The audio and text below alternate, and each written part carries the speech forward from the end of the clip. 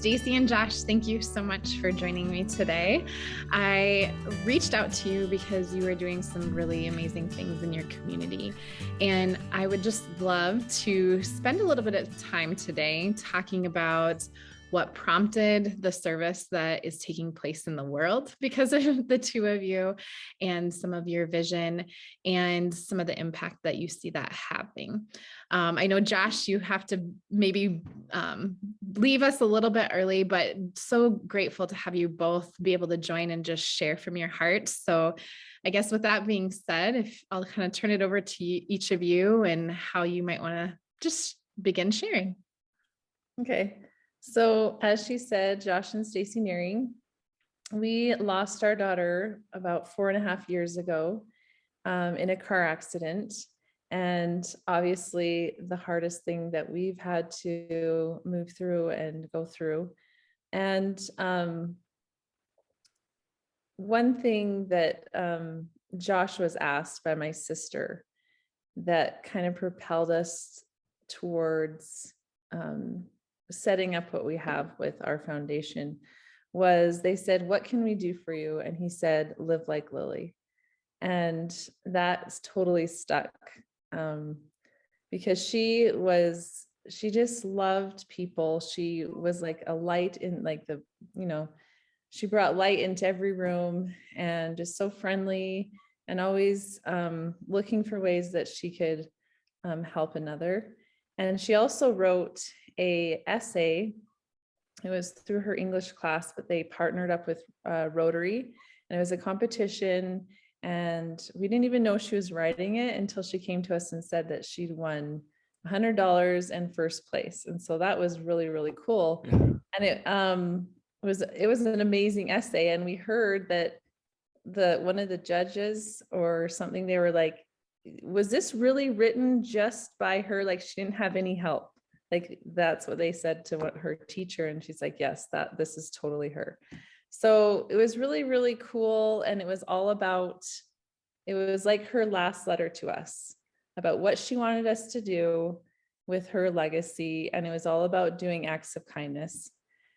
Small acts of kindness, like opening the door, smiling at people, giving someone a compliment, just something that's really easy to do. Because she did say in it, she said, we all have busy lives. How can we fit one more thing in, like a service project or something, right?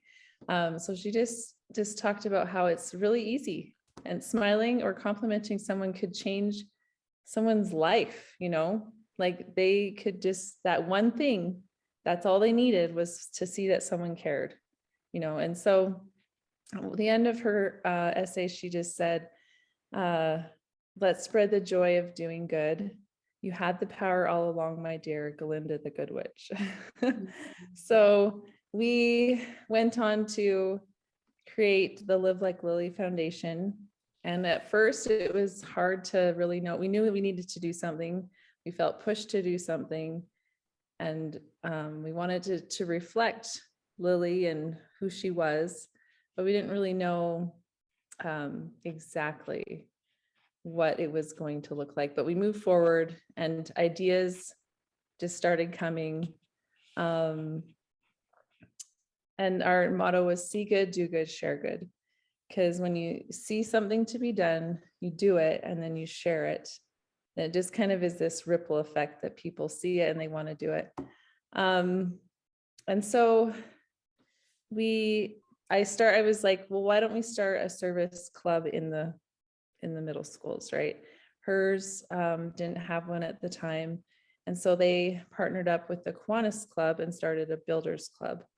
And I just felt like service, and as we did service in our community, it helped us heal. It was amazing, like these events that we would put on and just being with the youth and getting their ideas and seeing them want to help their community was so healing for me. Like it was crazy. But so we started that, and we have, there's a president and they have a whole like vice president, all that.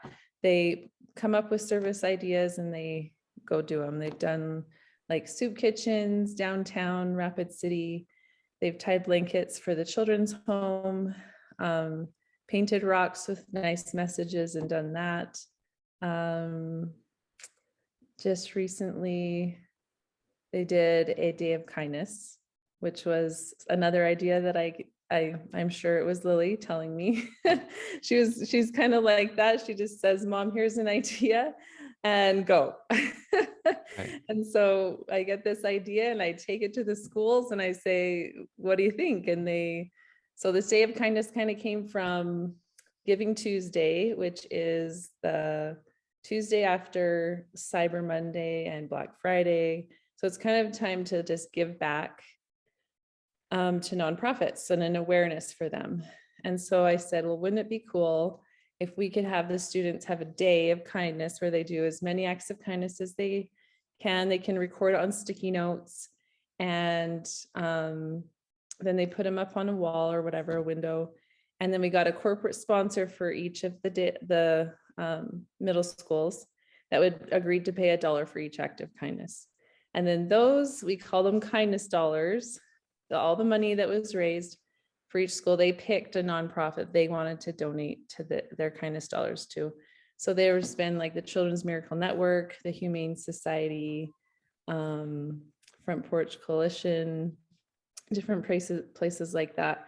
And so it's just neat to see, for them to see that their kindness not only like affected that one person that they smiled at or whatever, but it could go even further. Like it could help in their communities so for them to see that they have the power to make a difference, I think is really, really empowering to them. And that's what kind of evolved into Live Like Lilli, trying to empower youth through service. Because and then afterwards we have an assembly and we invite the corporate sponsor and the nonprofit, and then we go there too and we kind of just talk to them, and I've just said, you guys have power to make a difference. You guys may think that you don't, but that one person that you smiled at, just like I said, could change their day, week, month, or even their life, and then to see that it could even go further, that you helped these people. Like I went to this one, Children's Miracle Network, he brought pictures. Now they have the technology that if your child's in the NICU, they have this 24/7 camera on this baby, so that mom and dad, if they can't be there like every hour of every day, they can check on their baby. So just for them to see that their money helped someone's family do that, that's amazing. So it's been really, really cool to be able to do the Day of Kindness. It's probably one of my favorite things that we do. Awesome. Josh, do you want to add anything?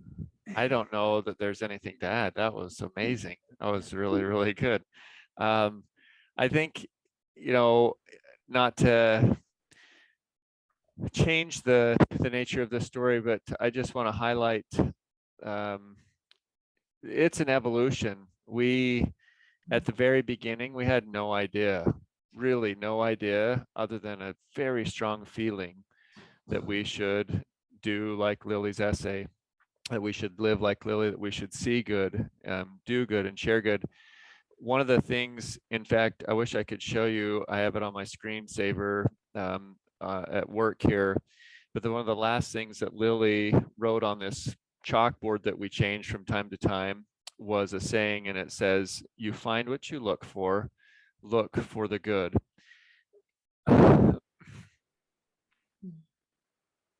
And in light of everything that you just heard my wife say, like, that's the essence. I mean, that's the secret sauce, if you want to call it that. And so that model of see good, do good, and share good, we don't get to choose the circumstances of our lives in a lot of ways. Yes, we do. We have the power to make decisions, and we get to make a lot of great and important decisions that affect our life. But man, there's just so many circumstances like this. You don't get to choose when somebody dies in your life, but you do get to choose what you look for. And that essay that Lilli left for us, and then this message that I just referenced, like, I didn't need any further witness for what she wanted me to do and what she wanted our family to do.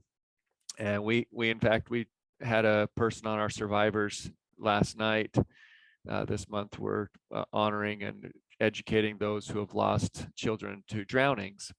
And one of the couples that joined us last night, I thought it was so cool what he said, and it's what we have felt, but in paraphrasing him, he said, my job is to honor Jude and any other little kid that I get to know that died by the way that I live my life. And he said it's not just a statement, but it's a real mission for him. He wants to honor them by living more joyfully, by being more loving, by being, just more like ways that will reflect goodness and honor those that have lost, that have been lost. Because the real tragedy in all of what we find is when families somehow, and it's not their fault per se, but they somehow don't get taught, or they don't have that vision of a better way brought to them. And so they kind of settle for, I don't know if it's the culture that we live in, but it's kind of like to close the door of that chapter of life and move on, like forget about it. Where, wow, what a second tragedy that is to forget about those ones that we've lost. Regardless of how they died, we still love them when they were present. And as I know you're a woman of faith, Megan, I know with everything that my heart, they live still. It's not that their mortal body is dead, but they are very much alive. And I know that they share anguish in our anguish. So if we go throughout the rest of our life anguishing and bitterly and darkness, and we don't do anything with that, then I think that they and us continue to mourn and suffer more than we need to. Where Lilli and I, really it's Heavenly Father showed us a way, and we feel very blessed and fortunate. It's not us. It's just for some reason, that window was open, and Lilli left a very clear message for us. And so honoring those that have passed on makes us feel happier and peaceful. And it doesn't take away the loss, but it also helps us know that we're living, truly living in their absence, because they wouldn't want us to die because they're dead. They would want us to live. They would want us to live for them. And so I guess I just add that little part of it.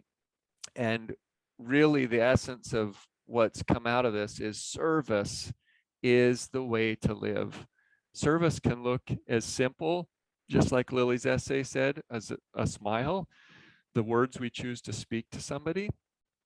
And it can be as big as, like Stacy talked about, organizing community events, starting an organization, but anywhere in between, it doesn't matter. There's no competition. Service is service, and and it's magic.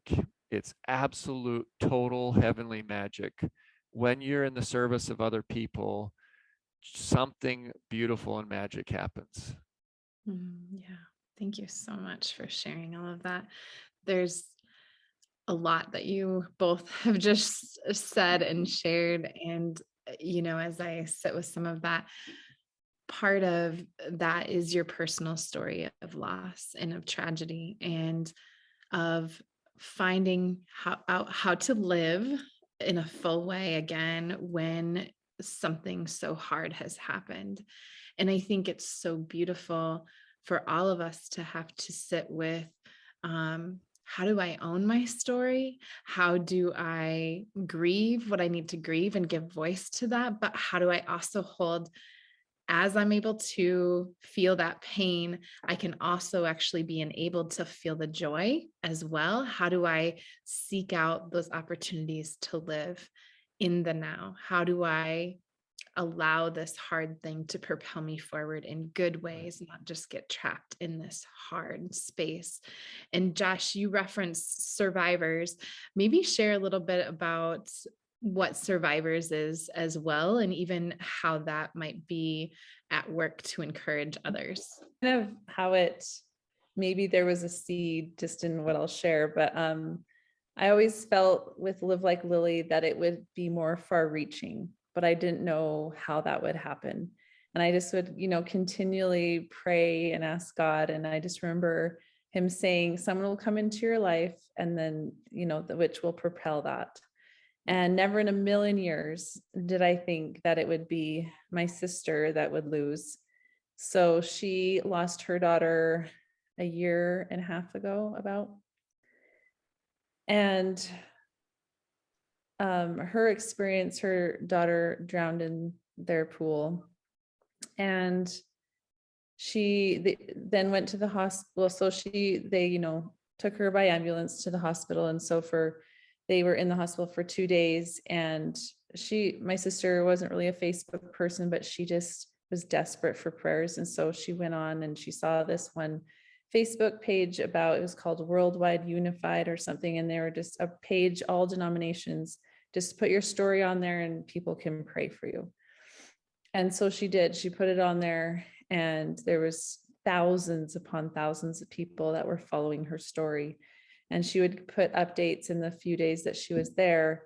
And sadly, her daughter Layla passed away, but people afterwards, wanted to just see how she was doing, and she was having others, mothers reach out to her or whatever, but she was able to broadcast the funeral live on Facebook.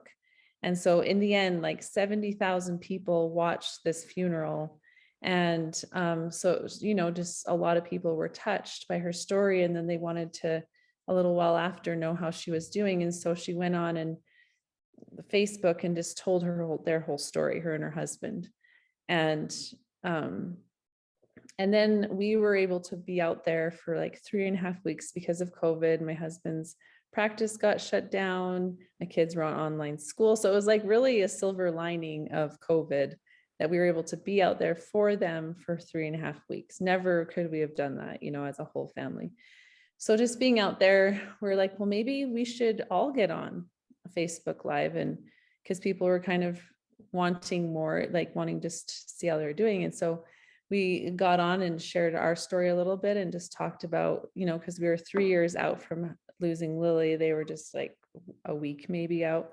So it's just different perspectives. And then we just kept going and sharing. And Josh, he could tell you how SRVIVRS, the actual name came to him, but my sister and brother-in-law, like we talked to them, they're just like, they said to us, we've seen how you guys have coped. And from our perspective, we want to do that too. And so that's kind of how SRVIVRS was born. And Josh can continue on his end, how he came up with that name. Well, and like, again, the evolution process, I've been doing a lot of running and activity since I married Stacy, she kind of got me into a little exercising, but anyways, since Lily passed away, that's been one of the things that has been very therapeutic for me, is just getting out and being active. And that's kind of my yoga time, if you want to think about it that way, or my contemplation, pondering. I put God on my mind and in my heart. And I normally start a run or a bike ride or something and just literally say that. I say, God, what do you want me to think about? I'm yours for this time. Like, just fill my mind and my heart. And March 2020, all of us are going through this COVID thing, and we're thinking, none of us knowing what's happening. There's a lot of fear, a lot of anxiety. And I just, in my brain, as I was running one day, thinking about this and thinking, there's got to be something in this that he wants us to learn. There's got to be something in this, that this isn't just all bad. It's not just all a doomsday kind of thing. And so I started thinking about survivors or surviving COVID or whatever. And then all of a sudden this almost picture, if you will, came into my brain, SRVIVRS, which is, we call that survivors. It's obviously spelled incorrectly, but it's more of a picture than it is a word. And ultimately that kept coming back to my mind. And as I thought about it more and more, as we surround ourselves, or the I in that picture, you surround yourself with service, just what we've said before, we find it a magical place to heal. And so I started thinking about the COVID. Well, maybe we can help people, you know, serve in some way, and da, da, da. And then this happened with Josh and Shannon, and then when we were down there, as Stacy explained, that like came clear to my mind. This is what that was for. Wasn't necessary for COVID, but it was, this is what this is. This is your next direction. And so we've formulated a organization around service, letting people serve you in your moment of need, as well as, you know, because that takes a special humility and vulnerability, really. Maybe sometimes it's not humbleness like we normally think of, but humiliation because of our situation, you know, whatever it might be. But letting people serve you and then turning that. And I want to just maybe touch on, you mentioned that one of the things that in that act of service, we should never think that that implies that we don't hurt, that we don't have anguish, that we don't grieve, that we don't mourn. This is just the language how we choose to mourn. This is like, some people write poetry when they need to get their emotions out. Some people, you know, I run, I go and do things, but universally, service can be that language. And it's not to discredit that dark, those hurt, those difficult things. And I don't want to understate how important those are, because those end up actually being the very motivation. That hurt really is, if we understand it properly, that hurt is love, and love needs to be acted upon. We don't do very well. If I love Stacy, I don't do very well just by thinking about how much I love Stacy. I have to do something to show it. So the way that I treat her, the way that I work, you know, everything that I do in my marriage relationship should be an act of service or love towards Stacy. And in death, when we hurt, if we can recognize that hurt, or whenever we feel those, and you alluded to this, we need to identify that that's normal, and that those are feelings of love. That loss hurts. So those are feelings that we love that person, that we loved their presence, and we miss their absence, and we miss all of that we had with them. But that's truly what it is it's really love.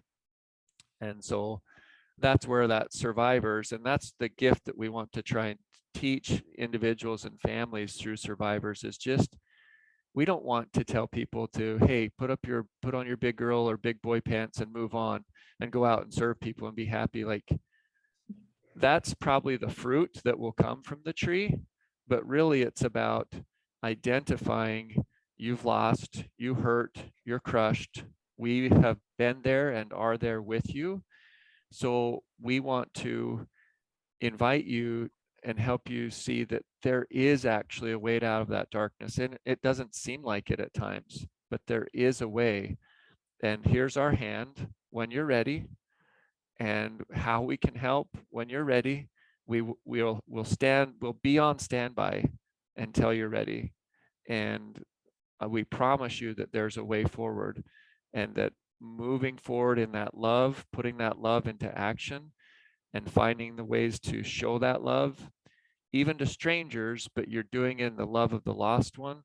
Like, that's awesome. And then you fall in love with the people that you're actually serving, like the youth that Stacy talked about. We love these youth that we see. We don't even know them, but we fall in love with them because they're doing that service, and it's awesome.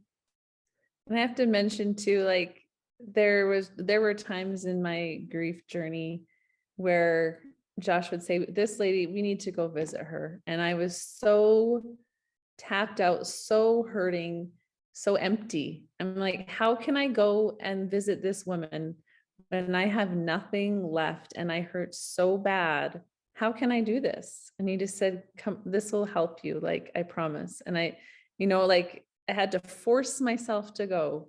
And even though I had nothing, I felt like I had nothing, I was filled because we just went and visited. And so I just have such a testimony of service, even when you feel like you can't because you have nothing to give, just by being there and just trying it's amazing the strength that you get just from just putting that one step in front of the other. Because it's not always easy when you are hurting so bad. But No, it's not. when you do It's something, it's just like you're in your darkest and lowest of lows. But when you do these services, oh, the highest of highs, it's amazing. So Such a beautiful way to share. And I think, again, when we go to these hard spaces, there's a temptation to turn in, to close out, and to push away, and to feel even more lonely. And so, such a beautiful way that you have identified how these how Survivors has come into existence, how Live Like Lilli has come into existence, and the gift that you receive in that giving, and how healing that has been, not only for you, but that ripple effect, those lives that are being touched because Lilli did live, because you are living out and taking those next steps with the part of the vision that you had is just so beautiful. I share one thing. Please do, yes. So one of the first events that we did was in December. So she passed away in August and then December. So I just had one of my first ideas was to do a dance scholarship because she was a dancer for someone who could not afford it. And so I just called up her dance studio and said, is there any way we could do this? And she said, yes, we already partner with Girls Inc., which is through Youth and Family Services. And we already like do yearly performances there. And so let's team up. And we had them, made up some essay questions, and then girls filled that out. And then we all picked a winner. And so it was like Live Like Lilli picked a winner, and then Prima Dance, and then her point teacher wanted to do it. So we had, going in that night, we had 3 scholarships that we were going to give away. And there were more that, that could have got it. But that night, I remember it was really hard to see other girls dancing, because that was one of my favorite things I love to do, is watch Lilli dance. So that was really hard, and I was bawling, but we got through that, and then we were able to present these scholarships. And after all was said and done, I had 3 more parents of these Prima Girl dancers come up to me and say, I want to give a scholarship. So that night we doubled the scholarships. And I remember just Josh and I, we were on cloud 9 leaving that place, and just, in tears of gratitude and just feeling so much love, because we were able to provide these girls that come from hard backgrounds. Like the lady who supervises the Girls Inc., she said at the end of the year when they had their recital, she was the one, because the parents weren't supportive or whatever happened, she took the one girl to Girls Inc., got her fed, did her makeup and her hair, and went and watched her. So I was just like, wow. Her name's Shelly Flack, which we love, and we give a big shout out to her, because she's a another hero. amazing woman who just supports the youth in the community so well. Yeah, it's interesting. Crisis for many of us is what it takes to get us to be better people. I don't know what in Shelley's life motivated her to be such an angel, but some people just have that gift. And Shelley is definitely one. She's got that gift. She's amazing. And this year I challenged them, to the girls that got the scholarships. I think there was like 6 that got scholarships, to do a kindness campaign at Girls Inc. So they're working on that right now, which is really neat. So far, they've come up with Lilli's Law, I think, of kindness. So we'll see what that evolves into, but it's exciting to see them doing that. And Megan, we could, as you can tell, we could talk your ear off all day long, over and over and over again.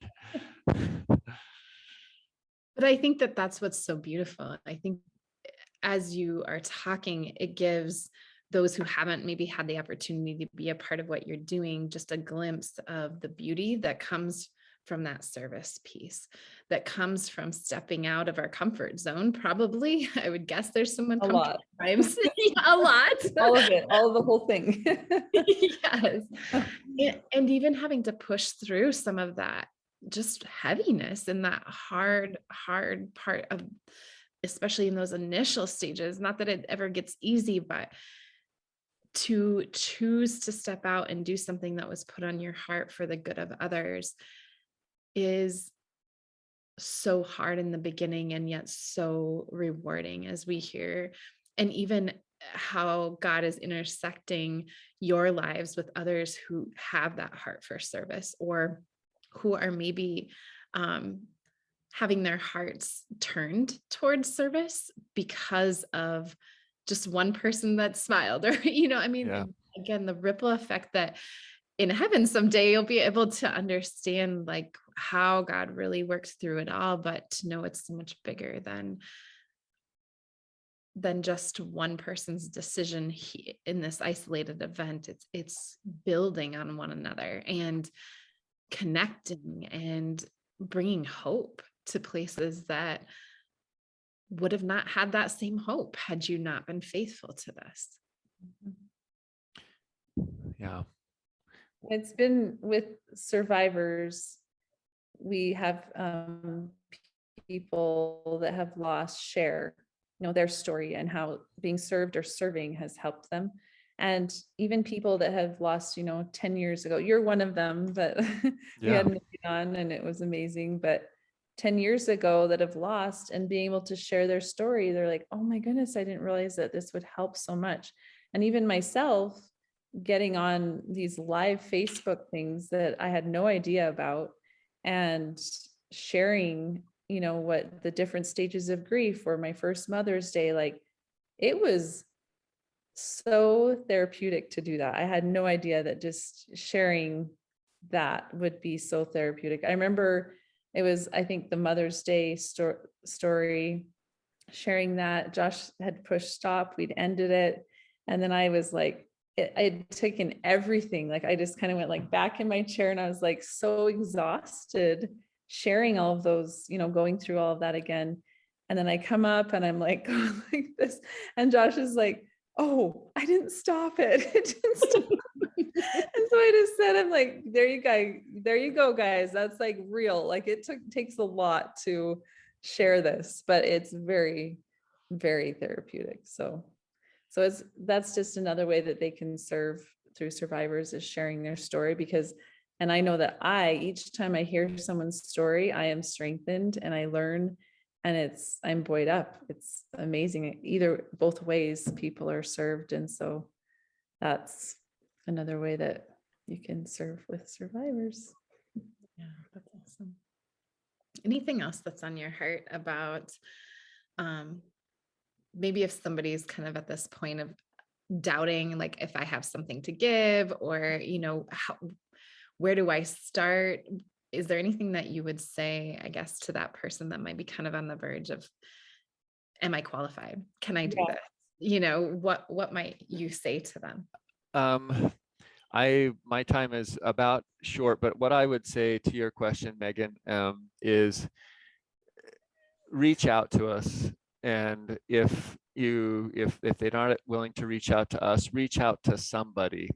Find somebody that can nurture you and love you and support you in your desires to move forward in health. We certainly, that's the whole purpose of Survivors, is we want to be there for anybody and everybody that we can. So we definitely would want them to reach out directly to us, to Survivors. You could message us on Facebook. You can find each of us personally on Facebook and message us, and we'd be happy to. And it doesn't mean that if you contact us, we're not going to broadcast, even though we use social media. We definitely don't broadcast everything all interactions.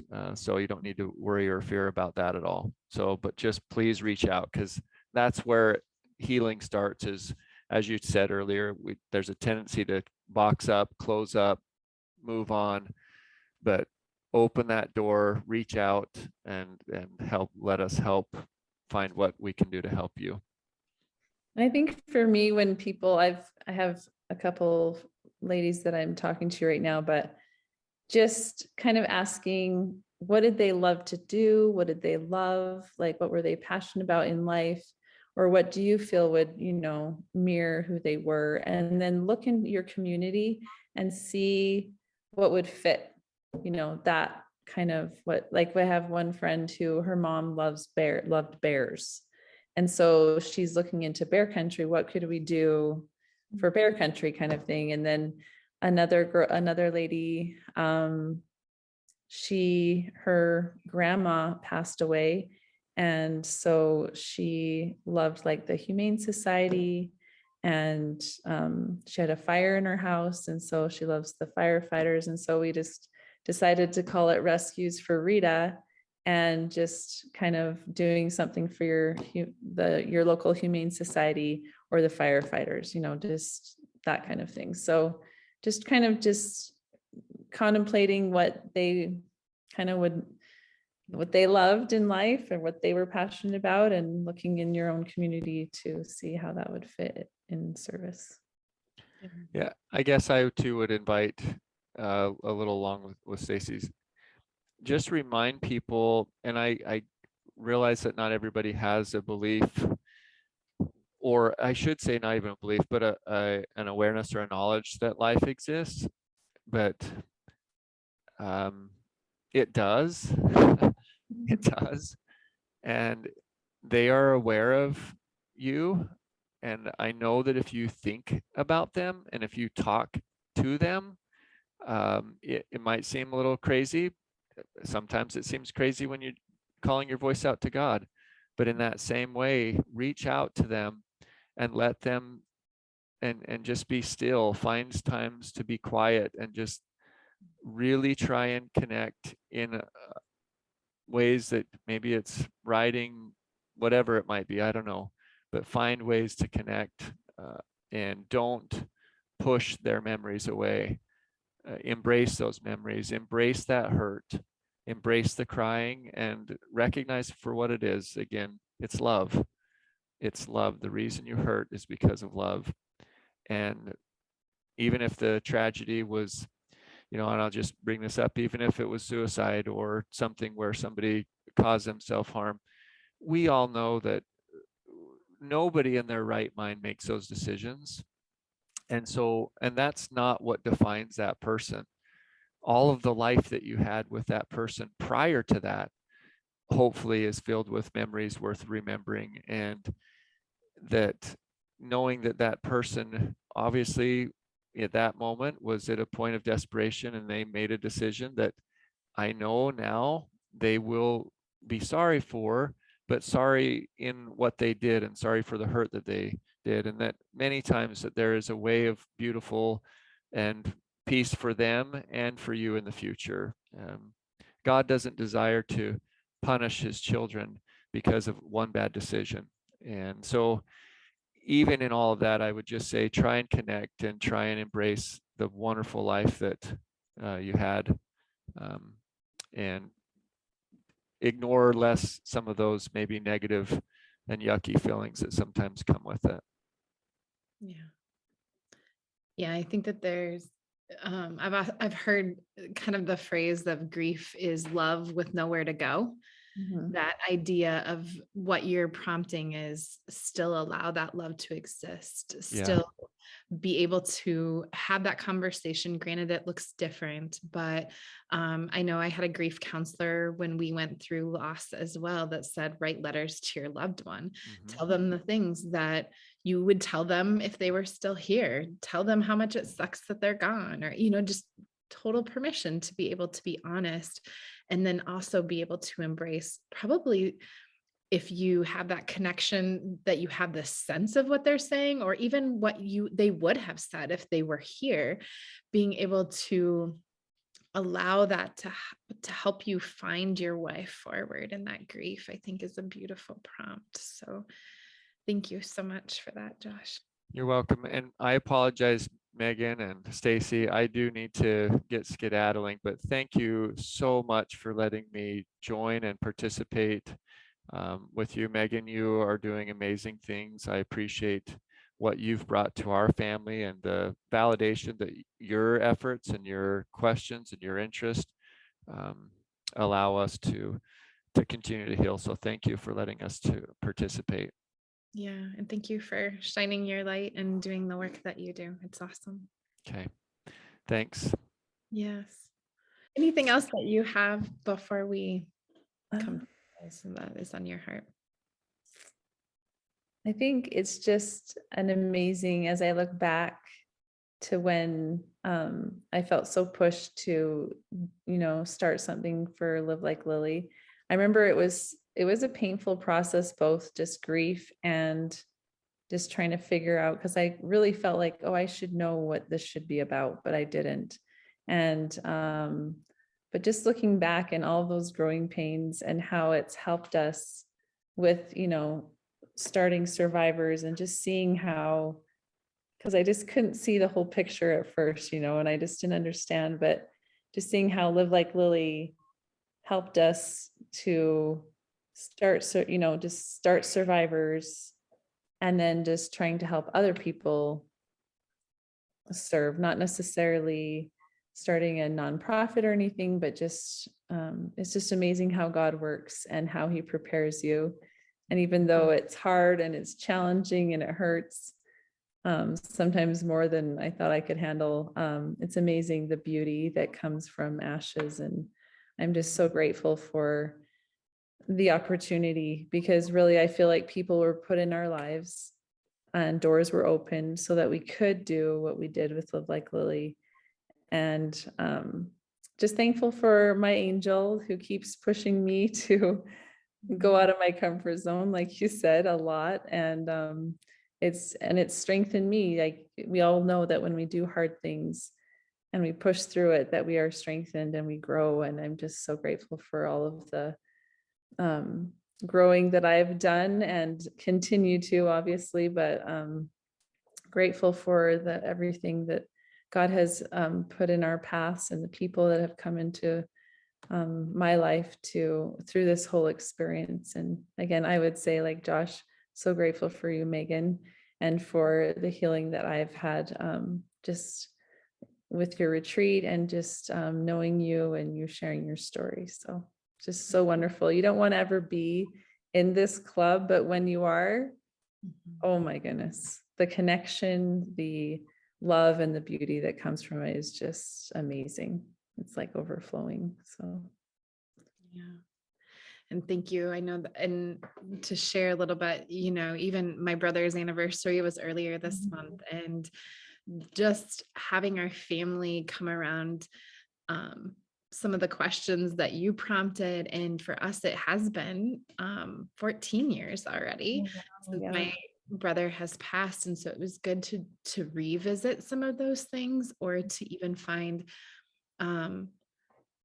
other unique things about him that were outside of some of those questions that really helped define who my brother Cole was. And just Josh's willingness to go out of his way and connect with my parents when he wouldn't have had to. Like, your hearts are just so beautiful, and you are giving so many gifts. And I just pray that this conversation helps propel others within their gifting. Not that they have to do it exactly like anybody else, but that, like you're saying, there's this unique path to discovering some beauty that is yours, that is uniquely yours, or your loved ones if you're grieving a loss, and being able to allow that to bring purpose and meaning into your life. And love, I think, sharing that with the world, that you and Josh are doing so well through SRVIVRS, and the things that you still do through Live Like Lilli with the youth in the area. And so just want to thank you so much.